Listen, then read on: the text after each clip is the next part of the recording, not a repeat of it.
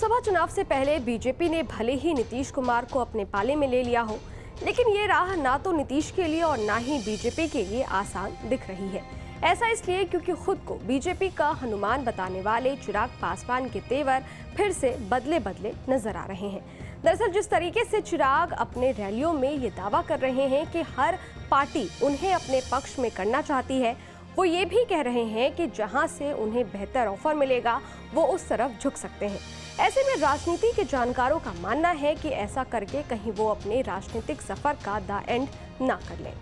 लोकसभा चुनाव से पहले चिराग पासवान ने बिहार के साहिबगंज में अपनी पहली चुनावी रैली की।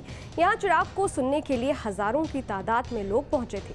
भीड़ को जुटाने में तो चिराग कामयाब रहे, लेकिन इस भीड़ को वोट में बदलने में चिराग कामयाब हुए हैं या नहीं, इस बात को चिराग भी अच्छे से समझते हैं।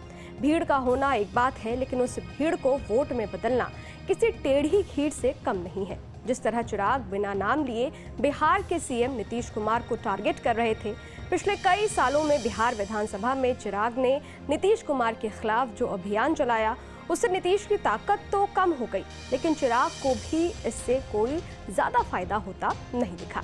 चिराग के पिता रामविलास पासवान ने उनके लिए जो राजनीतिक जमीन तैयार की थी, उसे बचाने में भी चिराग कामयाब नहीं हो सके और पार्टी चाचा पशुनाथ पारस के पास चली गई। अब इससे धोखा कहिए या चिराग की किस्मत, चिराग की राजनीतिक सफर में ये एक बड़ा झटका है। अब लोकसभा चुनावों के समय भी चिराग अगर उसी मूड में नजर आते हैं तो ये उनके लिए अच्छा नहीं हो सकता। जिस अंदाज में वो उत्साहित होकर बोल रहे हैं कि शेर का बेटा हूँ, सर पर कफन बांध के निकला हूँ, ये बात मंच से कार्यकर्ताओं में जोश भरने के लिए तो ठीक है, लेकिन सवाल ये है कि आखिर चिराग की हुंकार किसके लिए है, वो किसको ललकार रहे हैं। बिहार के सीएम तो खुद उनके साथ गठबंधन में है, फिर निशाना किस पर साधा जा रहा है। इसमें कोई दो राय नहीं है कि चिराग बिहार में उभरते हुए युवा नेता है। युवाओं में उन्हें भविष्य का नेता दिखता है, लेकिन ये बात भी सच है कि पिता का साया हटने और चाचा के धोखे के बाद उनका राजनीतिक कद घटा है।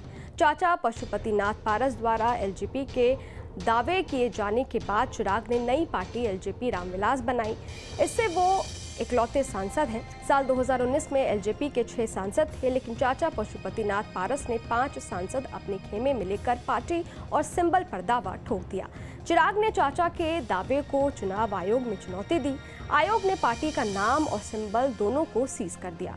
अब चाचा ने राष्ट्रीय लोक जनशक्ति पार्टी बना ली और चिराग ने एलजेपी रामविलास नाम से पार्टी बनाई। इस बार दोनों ही खेमे एनडीए में हैं। मतलब ये कि एनडीए में चिराग के 2 धुर विरोधी मौजूद हैं, एक चाचा पशुपति पारस और दूसरे नीतीश कुमार। यही वजह है कि बार बार ये सवाल पूछा जा रहा है कि चिराग के निशाने पर कौन है, वो किसके खिलाफ चुनाव मैदान में है, क्यों अपने भाषणों में वो एनडीए के विरोधी महागठबंधन पर कोई हमला नहीं करते। ऐसे में चिराग का नीतीश पर हमला कहीं उन्हीं के लिए नुकसानदायक ना साबित हो जाए। दरअसल बिहार की राजनीति में चिराग का सामना ऐसे धुरंधरों से है जो बिना राजनीतिक चाल चले सामने वाले को धराशाही कर देते हैं। उनके सामने अगर नीतीश कुमार हैं तो उनके पीछे लालू यादव और तेजस्वी हैं।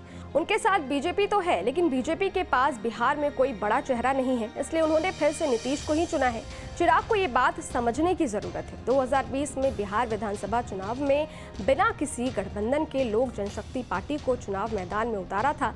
शायद ये भी उनकी एक अपरिपक्वता का उदाहरण था। हालांकि विधानसभा चुनावों में पार्टी को करीब 7% वोट जरूर मिले थे। चिराग ने जिस तरह से रैली के दौरान ये संकेत दिया है कि वो बेहतर विकल्पों पर विचार कर रहे हैं, उससे चिराग पासवान भूल रहे हैं कि पार्टियां उनके नारे और दृष्टिकोण से नहीं, बल्कि उनके पास जो 7% पासवान वोट हैं उनके लिए पूछ रही है। चिराग जिस तरह साफ साफ बीजेपी को संकेत दे रहे हैं कि वे महागठबंधन की तरफ भी कदम बढ़ा सकते हैं, वो उनके लिए खतरनाक हो सकता है, बीजेपी के लिए नहीं, क्योंकि राज्य में अस्तित्व का संकट चिराग पर मंडरा रहा है, बीजेपी पर नहीं। खैर, लोकसभा चुनाव नजदीक है, इस बीच बिहार की राजनीति में और क्या क्या बदलाव आता है ये तो वक्त ही बताएगा। आपको क्या लगता है, कमेंट बॉक्स में जरूर बताइएगा। देखते रहिए न्यूज़ नेशन डिजिटल, मेरे यानी अदिति शाह के साथ।